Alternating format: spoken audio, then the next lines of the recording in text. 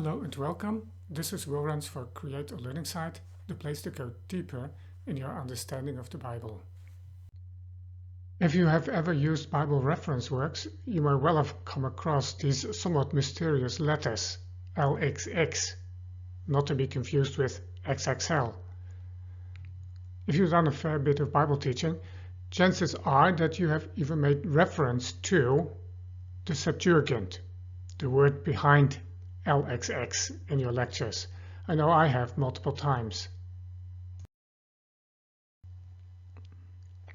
One situation in which the Septuagint is likely to pop up is teaching the book of Matthew or discussing the virgin birth of Jesus. When it comes to the latter, Matthew quotes the book of Isaiah. Luke, the virgin shall conceive and bear a son, and they shall name him Emmanuel.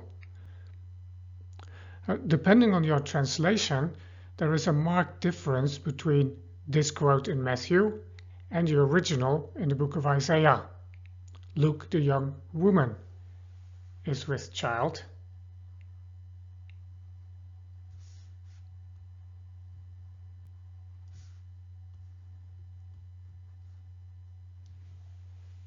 And shall bear a son.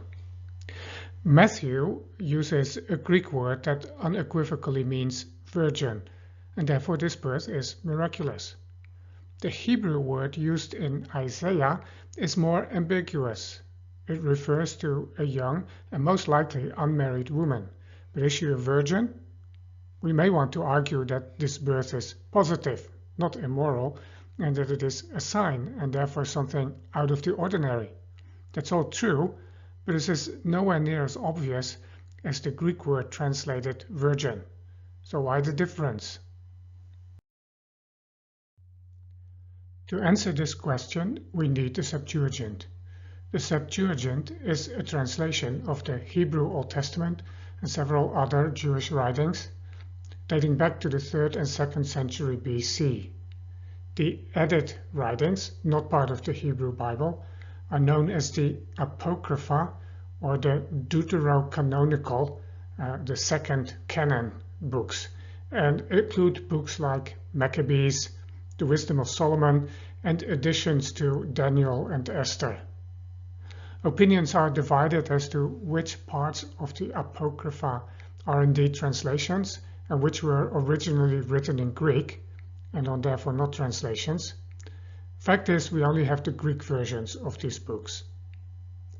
The name Septuagint derives from the Latin word for 70, hence the abbreviation LXX, 70, in Roman numerals. Why 70? Several Jewish sources report that 70 or 72, in most cases, scribes were asked to produce a translation of the Torah, the first 5 books of the Old Testament, by the king of Egypt in the 3rd century BC. They reportedly did this in 72 days.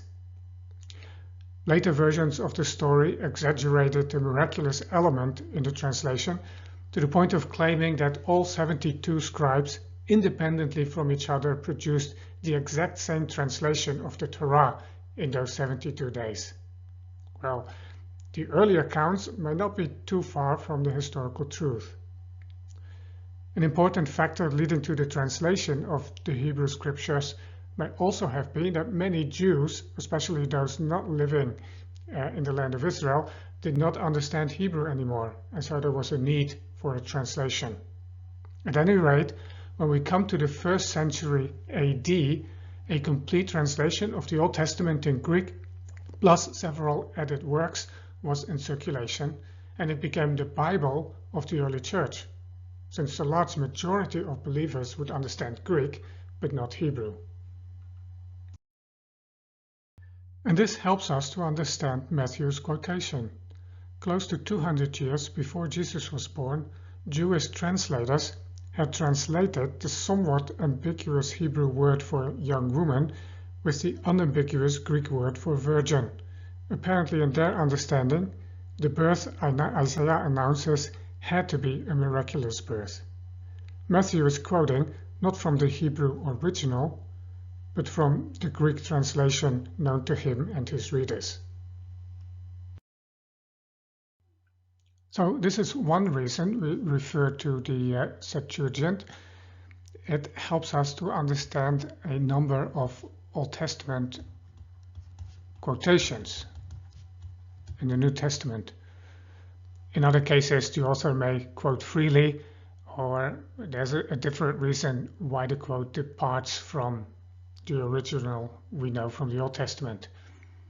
There are other reasons to go back to the Septuagint.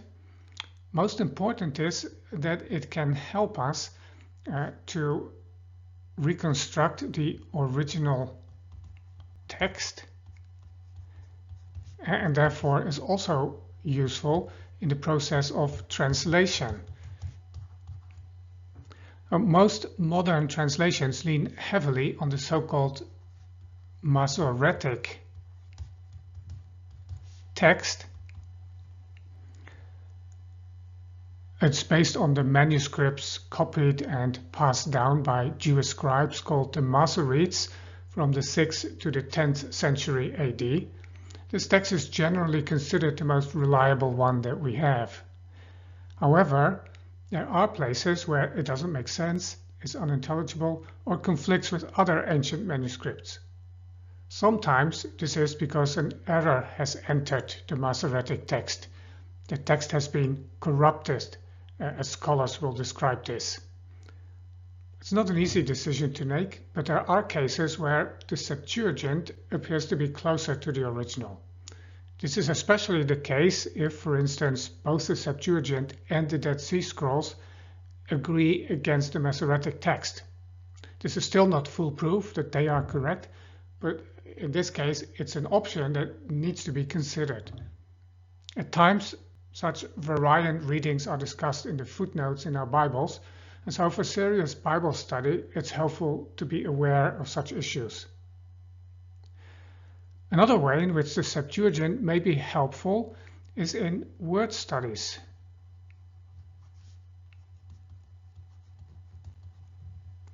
It provides background for many terms used in the New Testament, especially when they have theological significance. The Greek words used in our Bible may go back to Hebrew words and their context and background in the Old Testament. A good example of this is the Greek word ecclesia, usually translated church. In the Septuagint, it is used to translate the Hebrew word kahal,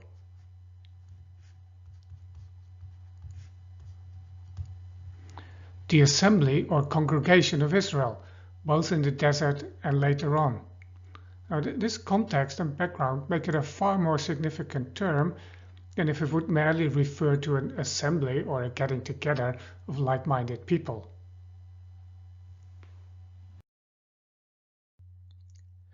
Here are some benefits of the Septuagint that are unlikely to matter to most Bible readers, but they are of interest to scholars. The Septuagint gives us insight in ancient translation techniques. At times, the Septuagint may reflect a theological bias or show us the interpretation of its translators, and therefore gives insight into the beliefs of early Judaism. This can be hard to judge, though. Often the translators might simply have had to work with a different Hebrew version than the one leading to our Masoretic text. And how does one come from word choice to theology and beliefs? A third benefit of the Septuagint, it provides some insight into the status of the Hebrew text in the centuries before Christ, as do the Dead Sea Scrolls. Obviously, there were different versions of the same books in circulation. There was not yet one canonical text, as there would be later, through the work of the Masoretes and other scribes. For most books, the differences are minor. For some books, however, the differences are significant. The clearest example is the Greek version of Jeremiah. It is about 12% shorter than its Masoretic counterpart, and some of the material is in a different place. For all the reference I've made to the Septuagint over the years, I have to confess that I've never read any of it. apart from the occasional quotation reproduced in commentaries. Last month, I reported on reading the Greek New Testament, something I have now completed, and I'm toying with the idea of reading at least part of the Septuagint, something I may start later this year, as I have too much lecture preparation going on during the spring. I'm thinking about it, and because of this, I decided to spend some time learning about the Septuagint, which led to this issue. At least next time I refer to the Septuagint, I will have a better idea of what I'm talking about.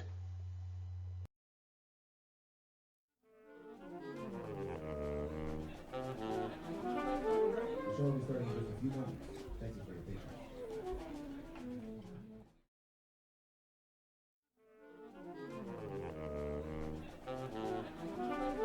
The show will be starting in just a few moments.